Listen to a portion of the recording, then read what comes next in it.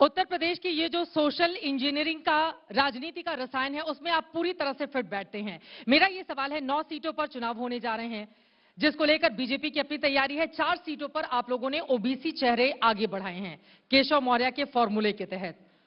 तो जातिवाद वाली पॉलिटिक्स पर बीजेपी भी आगे बढ़ रही है। भारतीय जनता पार्टी सबका साथ, सबका विकास, सबका विश्वास और सबको उचित अवसर देना, ये भारतीय जनता पार्टी ने शुरुआत की है।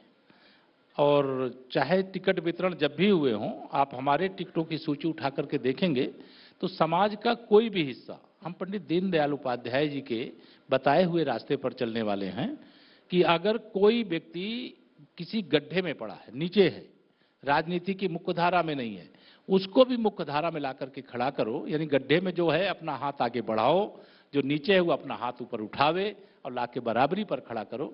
ये भारतीय जनता पार्टी का प्रयास है। इसी के अंतर्गत जो 9 सीटों में इस समय प्रत्याशी भारतीय जनता पार्टी ने घोषित किए हैं, उसमें अधिकांश हमारे कार्यकर्ता हैं और जिन्होंने लंबे समय तक संघर्ष किया है।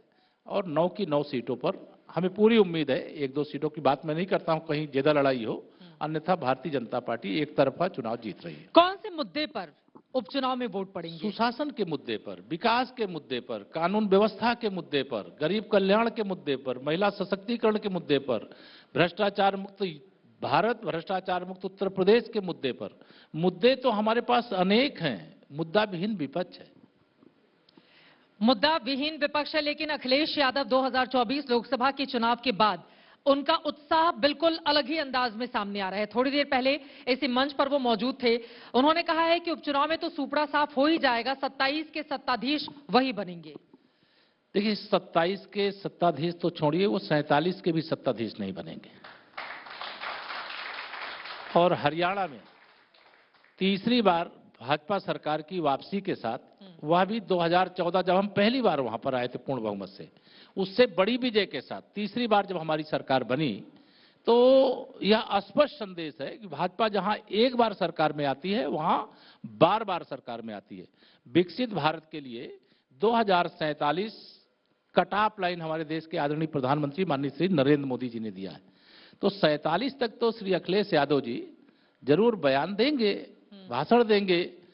एक चुनाव में गुमराह करके कुछ सीटें उनको जरूर मिल गई, वह झूठ का जो पुलिंदा था वो सबके सामने आ गया। श्री राहुल गांधी जी के साथ मिलकर के इन्होंने संविधान, आरक्षण और फर्जी पीडीए, जिसमें असलियत है ही नहीं। अब वो तो पीडीए को लेकर अभी भी आगे बढ़ रहे हैं, कह रहे हैं कि पीडीए से हारे हैं, पीडीए से हराएंगे। उनका पीडीए परिवार डेवलपमेंट अथॉरिटी है, उनके परिवार का विकास एक सूत्री उनका एजेंडा है। गुंडों का विकास, अपराधियों का विकास, दंगाइयों का विकास, किसी भी प्रकार के किसी भी क्षेत्र के माफिया हों, शराब माफिया हो, खनन माफिया हो, भू माफिया हो, भर्ती माफिया हो, नकल माफिया हो, जो भी माफिया होंगे उसकी रिश्तेदारी समाजवादी पार्टी से रहती है। इसीलिए मैं कहा करता हूं, लाल टोपी और समाजवादी पार्टी के लोग जो जालीदार टोपी या दोनों पहन करके जो समाज के बीच में जाते हैं, उसमें समाज में जब भय का वातावरण पैदा होता है तो इनके गुंडों के कारण पैदा होता है। अन्यथा उत्तर प्रदेश में जैसा सुशासन है, जैसी सुरक्षा है, जिस प्रकार की कानून व्यवस्था है, उसके सामने समाजवादी पार्टी का तो खाता नहीं खुलना चाहिए था। लेकिन उनकी गुंडागर्दी, चूंकि गुंडे ही उनके पास और कुछ है ही नहीं। वो मंच पर आकर बार बार बहराइच का जिक्र करते हुए कह रहे हैं, देखिए बहराइच में दंगा हो गया, उनके ये शब्द थे। दूसरी तरफ इसी लखनऊ में जहां पर इस वक्त हमारी मौजूदगी है, यहां पर पुलिस हिरासत में युवकों की मौत का मामला भी वो उठा रहे हैं। इसको लेकर सरकार गंभीर नहीं है क्या?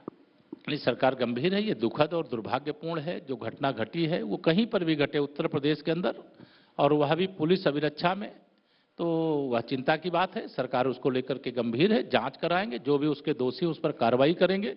लेकिन श्री अखिलेश यादव जी के पास न तो दंगों के मामले में, न कानून व्यवस्था के मामले में बोलने का उनके पास नैतिक बल नहीं है, नैतिक अधिकार नहीं है। वह 5 साल तक उत्तर प्रदेश की सत्ता में रहे हैं। दंगा मुक्त प्रदेश हमारी सरकार ने बनाया है। दंगा युक्त सरकार प्रदेश श्री अखिलेश यादव जी की सरकार ने बनाया है। गुंडों का राजनीतिकरण श्री अखिलेश यादव जी ने किया है। पुलिस ने अगर कहीं कुछ गड़बड़ किया है तो हमने उसके खिलाफ सख्त कार्रवाई की है। लेकिन इस प्रकार की घटनाएं मैं मानता हूं कि यह दुखद है, गलत है और ऐसे परिवारों के साथ हमारी संवेदना है। उसकी सच्चाई सामने ला करके जो भी दोषी हैं कठोरतम कार्रवाई करेंगे।